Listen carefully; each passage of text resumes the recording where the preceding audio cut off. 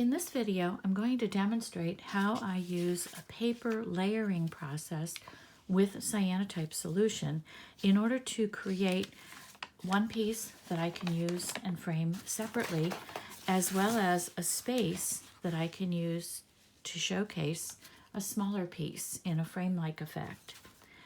So it's a very simple process, uses basic cyanotype processing, but you get two for the price of one, which is never a bad deal.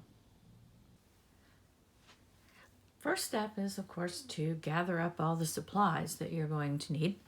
I'm using the basic cyanotype solution that Jacquard company produces. It's a simple part A, part B, equal amounts measured out. You do want to do this in a darkened room, which I'm not in right now, but when I do the actual demonstration, you'll see that I've darkened the room considerably. So I'll be mixing some of that up. I use these little gelato cups that I got at an ice cream shop. The measurement right up to this point is absolutely perfect for mixing my solution, my A and my B. And I put them together in this little jar that I had from yogurt. And I like to use a sponge brush for spreading my solution. I use a paper, some layered paper plates to keep all this from getting all over my workspace. You'll also need to think ahead a little bit to the materials that you're going to want to use to create your print. I'm going to use leaves. I find leaves and flowers do a really nice job. I'm going to use an old piece of this brown craft wrapping paper and just reuse some paper that I have for my center section. You'll also need a piece of plexiglass or glass to cover things, especially if it's a windy day at the end of the process when you're exposing it to the sun. And I'm going to be working on this Canson watercolor paper. It takes the cyanotype solution really well and produces really beautiful colors. And the whole thing is going to go on it's an old frame backing, the backing from a frame that works as a handy-dandy resting place for all my papers. Okay, I'm going to demonstrate how I mix my solutions. We have an A and a B. When you purchase this, either from Amazon or from your local craft supply store or one of the other stores like Michael's or Joann's, whoever might be carrying it, you'll need to mix it 24 hours ahead of time. It comes with a powder, and you add water, shake it up, and then let it sit for about 24 hours before you use it. So I'm going to put my A solution, which is sort of a yellowish color, pour it into my container, close this up tight. Right now my shades are down. I don't have room lights turned on, so I'm keeping the room as dark as I can to prevent this from starting to turn too soon. The B solution is a darker color. Mix those together like so, and put that away. So I'm going to put those things aside, and I'll be using the solution and the brush.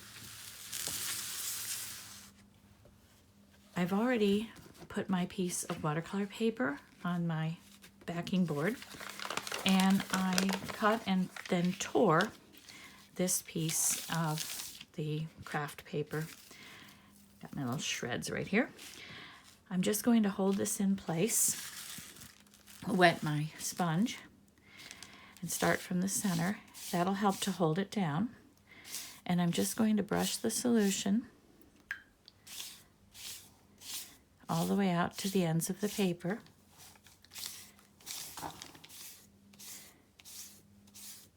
So I'm covering both the craft paper in the middle and the watercolor paper edges with the solution. It is going to soak through that craft paper. And if you don't have craft paper on hand, you can use leftover gift wrap. You can use another piece of watercolor paper. Any paper will take cyanotype solution. I recommend a paper that has a little bit of thickness to it. It makes it much easier to rinse it off. Tissue paper can make a beautiful cyanotype print, but it also shreds very easily during the washing process after your work has been exposed to sunlight. So I don't recommend it for you if you're just starting this out for the first time, because it's just plain frustrating. But I do have some demonstrations on Skillshare where I talk about that. And I'll try to put together another one for here on YouTube. But here we go. This is all set. Just spread everything out here, get it smooth, or as smooth as you can, because paper does tend to wrinkle. It doesn't matter if some solution gets underneath here. Okay, everything is covered nicely. Now I'm going to put this in a dark closet until the paper is dry. And this could take an hour or 2 hours, or almost no time at all, depending on the level of humidity in your air. So now we wait. Okay, this is now dry. And as you can see here, we have very little solution underneath there. I'm going to keep the edge just simple and dark blue. I'm not going to add anything to that. I'm just going to use my leaves. And I'm going to have the leaves create the pattern.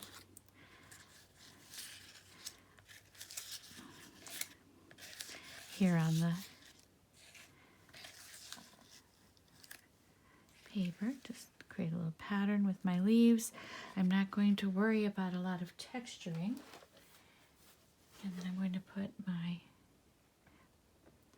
plexiglass sheeting on top of there.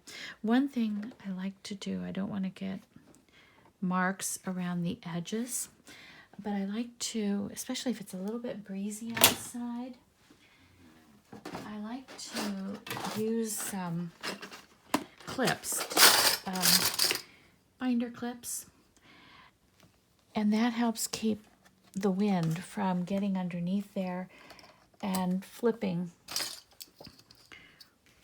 the sheet of plastic off the top. I try to avoid getting it on the cyanotype solution parts of the paper if I can, because it will block the sunlight and leave a mark. This also helps keep the little objects down if they have a little bit of thickness to them. So this one will be ready to go out into the sunshine. And we'll leave it exposed for probably, today is pretty sunny and bright and warm. I'm thinking about 10 to 15 minutes of exposure to the sunlight. I have this out in the sunlight on my front porch, and I'm doing an overdub on my voice because the traffic this afternoon is really loud. You're going to notice that the cyanotype areas are going to begin to darken. The areas that were white will turn a bit of a teal shade and gradually turn a little more amber and a little grayish. The areas in the middle that were on the brown paper are going to look much darker, almost a dark gray. While it's sitting out there for about 10 to 15 minutes, I'm going to come inside the kitchen, and next to my kitchen sink, I'm going to lay some towels over the countertops so that I have a place to dry things when I bring them in. This is how things are going after about 10 or 12 minutes.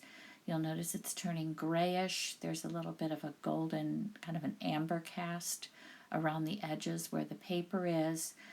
And you'll also see those little white spots there next to the leaves. That's nothing alarming. That is just an area where some moisture is condensing underneath the plastic sheeting on the top. So that's not going to make really any difference in the print. It's just a little bit of moisture coming off the wet paper or possibly the leaves that you have in there. So this is ready to bring in and put it under the water for a little bit of rinsing. Okay, these are the leaves, the finished cyanotype. I'm in my kitchen right now, and you can see that there has been some change in the way the colors look. That darker blue is actually the cyanotype solution that has not been exposed to sunlight. And this is the sheet underneath. I'm going to place them in my kitchen sink. I have a metal sink, so I don't have to worry about staining If you happen to have a ceramics sink or something like that, I strongly recommend that you use a bucket or some other type of pan or container to do your rinsing. But with a metal sink, it doesn't stain. It's very easy for me to clean things out. So I'm just using some clear water to rinse, and then I'm going to add the second piece over that. And I'm rinsing until I don't see any more yellow of the solution. At this point, as you're rinsing, the solution is kind of yellow looking, and your water will get very yellow, so I'll let the water out periodically until I have it completely rinsing clear. Once it's rinsing clear, then the pieces are ready to take out. I hold them over the sink while they drip a bit, and then I'll lay them over to the side on the towels to dry. Okay, these are sitting on their towels. They're going to dry.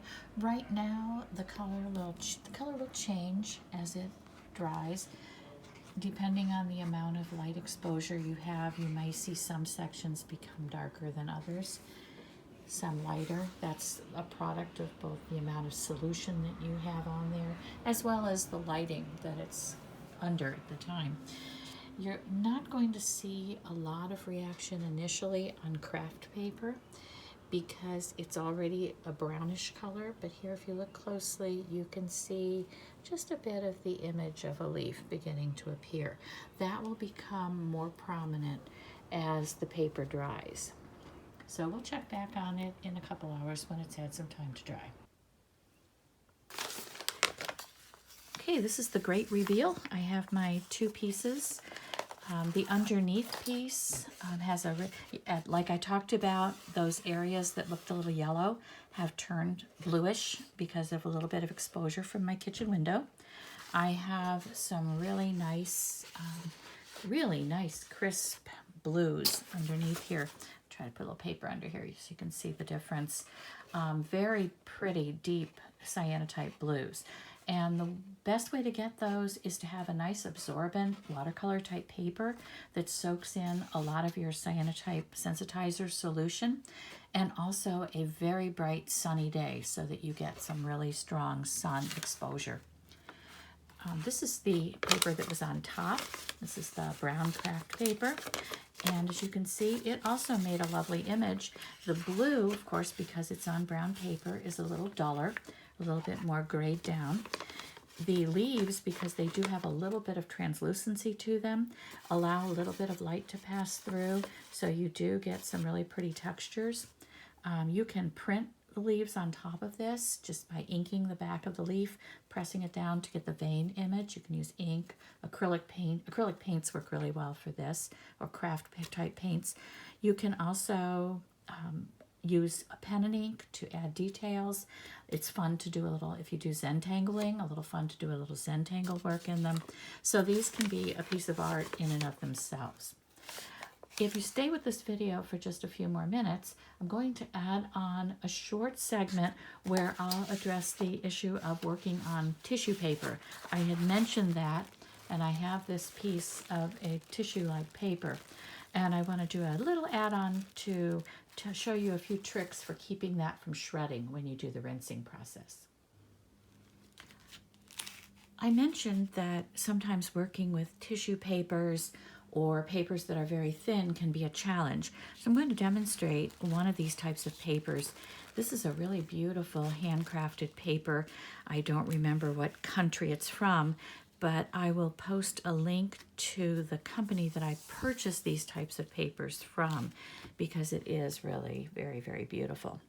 And what I'm going to do for this, I'm going to first paint my paper with the cyanotype solution. So I'm on my board, and I'm just going to cover my watercolor paper with solution. And again, I'm in a darkened room. I like to work quickly because during the summer months, it's really hard to darken my room totally. So this working fast teaches you to work fast, get the job done, and get ready to move on. So I have this, and then I'm going to put this paper over, and it has a slightly raised surface on one side. So I'm going to have that raised surface up, like so. And this is going to do a little bit of blocking of sunlight, but I also want to dye it with the cyanotype solution. Again, it's that 2 for 1. So I'll have some nicely dyed translucent paper, and I'll also have a base layer that has a pattern. And again, I'll post a link to where to get these papers below the video.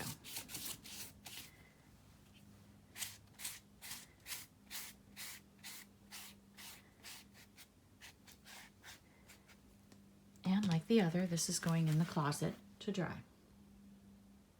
Okay, this is out of the closet now. It is ready to be exposed to sunlight. I'm not going to put anything over the top of it because it's still slightly damp. It's clinging to the paper quite nicely, and it is not a windy day. So this one will go outside as is. The exposure time on this one was super fast.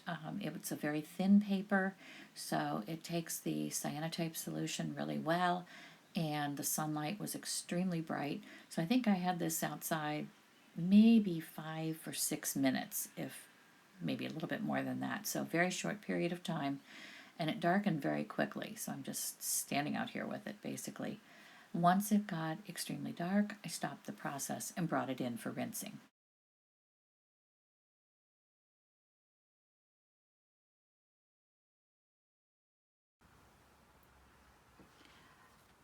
Okay, it's much easier for me to just explain how I did this rather than try to hold it under the sink and hold my phone. I have nowhere to hook up any kind of device to put my phone over my sink. So what I did to rinse this fragile piece, when I brought it in from outside, it was in 2 layers. I had the top layer, which was that fragile paper, and then a really nice print underneath. Of course, it was darker and it's been rinsed. So what I did is brought it inside, gently peel them apart, like so. And I was a little bit rough in peeling it apart because you can see that I poked a little hole in there. What I did to rinse this was lay the paper on top of the acetate or plexiglass or whatever the sheet is, and I put it inside the sink. So I rinsed this off just in the way I demonstrated in the others. I just held it under the running water until the water ran clear, and then I set it aside to dry. This one you have to be a little more careful with because it's going to more easily shred. So I lay it at a slight angle in the sink. I have my hand near the top of it, just gently holding it in place. And then I, either with a cup or with a very gentle, I find even sometimes the gentlest water flow can come down a little bit hard. So I'll often put my water in a pitcher or a cup and just gently pour it down and let it run down into the sink. And then after I've gone in that direction, then I'll flip it around and run some water over it going in the other direction. Then when it's wet, it's very fragile. I don't try to take it off the plastic sheet. I simply set it aside as it is. It might take as long as 24 hours to completely dry, but once it's completely dry, it just lifts off. And you have this really nice sheet that's more blue on one side where it was a raised surface that took the solution, and then you have a back side that has a really cool pattern. And this is a great background for a mixed media piece or a journal entry. These are a lot of fun to work with, so it's worth it. Give it a try. And like I said earlier, I will post a link underneath the video with a link to the company where I buy these kinds of papers. So I hope you enjoyed this video, learned a little bit. Feel free to ask questions. I try to respond within 24 to 48 hours.